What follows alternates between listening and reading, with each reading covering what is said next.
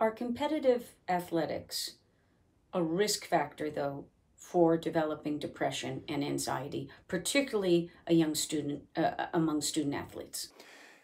That's absolutely correct, where athletes experience stress, just like everybody else does. But one of the things that they enjoy about their sport at all levels is that it's fun. But when they experience that anxiety or depression, it often leads to burnout. And so what they do is they drop out of the sport. This is a little shocking, though, that an athlete of Osaka's elite status would not be better prepared. Or is this a symptom of the stigma that's attached to depression, anxiety, and other mental health issues? Well, I think one of the things that Osaka had mentioned is that she didn't want to diminish the role of mental health in sports or period.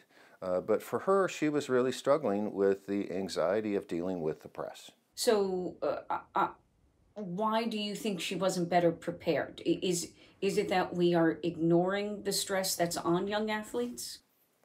Well, there are four major things that athletes need to deal with, and we call it a competition plan. One is you have to be physically prepared.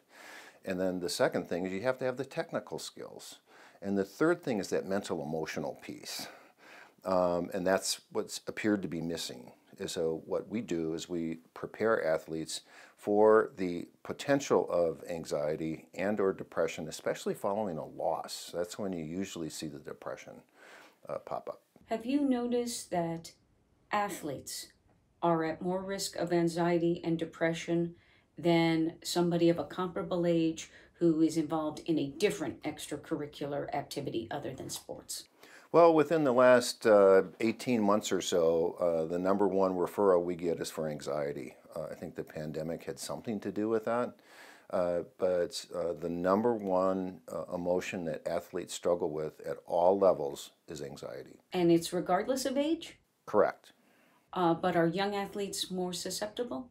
They can be. It mostly depends upon the reaction of three different groups: their teammates, their coaches, and their parents. So if they have a supporting role with the athlete, and you've got all of those, you got the trifecta, it's really going to lower the risk for anxiety. What could parents do that would lessen the risk of anxiety or depression among their student athlete? One struggle with the local football team is that they had won every single game for 5 years straight.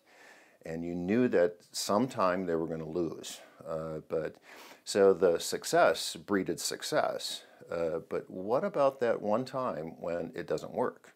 So you have to prepare the team for that and the coaches as well. When you're on a losing streak, there's a lot of negativity that comes about between parents, coaches, and athletes, yes. But I thought this was a generation that where participation was noted and rewarded as much as actual achievement in a certain discipline. So this would seem to be a generation that would not put as much pressure on itself to reach a certain status. Well, one of the things is that participation is important, but also success is too. You just don't run out to the field or onto the court and say, woohoo, I'm here. No, girls tend to participate in sports for more of the social dynamics. Guys tend to participate in sports because of the competitive nature of it. Now, that doesn't mean that girls aren't competitive. But as you thin the herd, as you go up in age, roughly 1% of all high school football players will participate in some kind of professional sport. Well, what I hear you saying, though, then it does matter whether you win or lose. It does. Doesn't that seem to go against sportsmanship and sets up these young athletes for anxiety, for depression? We might as well just serve them up on a platter. Well, what we have to do is we have to make them resilient athletes. And there are 8 different skills that a resilient athlete needs to incorporate into their practice as well as their competition. And what would some of those be? Well, there are some athletes that look like they can't charge themselves up, so that's what we call it. We call them charging themselves up and getting motivated. And then the other aspect is calming themselves down, and so that's a relaxation technique. But the thing that makes a big difference between elite and non-elite athletes is goal setting. And so sitting down with them and developing individual goals for practice and competition. Okay, gotcha. Anything that you feel I didn't ask you that we need to get across? Depression is almost usually related to something that's happened in the past or having an unrealistic expectation. For example, I'm going to win the championship or we're going to win the championship. It doesn't happen.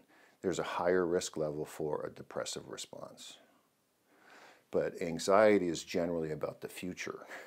And so I don't know what to expect. Preparing the athlete to deal with the anxiety in competition needs to start with helping them deal with it in practice. And is that really going on? It is. I'm currently working with several softball teams and enhancing the use of mental skills in their performance. Because generally, when you see sports commentators, they will say things like, oh, and then there's a loss, or their head wasn't in the game, or they lost it. So you have to practice being a good sport. Correct, correct. And that was the essence or the development of the United States Olympic Training Facility in Colorado Springs, was to develop a mental skill training program. And so in practice, how does that manifest itself? How do you prepare a team to lose? Well, one of the things you do is you have to stay focused on what the objective is. So with football, it's every play. With tennis, it's every hit. And it's not just about the match. It's not just about the end score, but it's about letting them forget about what the last hit they missed or last goal that they didn't make, and focus on what is your objective for the next play. So why do you think nobody told Osaka, just focus on the next match, just focus on the next press conference, don't try to look at it in the long term and drop out of the competition complete? Probably twofold. Well, one is that just about every high level or elite athlete has access to a mental skills trainer. But the second piece is that some athletes are resistant. And I don't know about Osaka, but some athletes, the worst thing you can hear them say is, why don't you go see the shrink? So the stigma is still there, even in this younger generation. That's correct. Why? I thought we had kind of paved the way for a more accepting new generation of citizen, let alone athlete. I don't know the answer to that, but over the last 30 years in dealing with athletes as they develop, is that it goes beyond participation. They know there's something else there.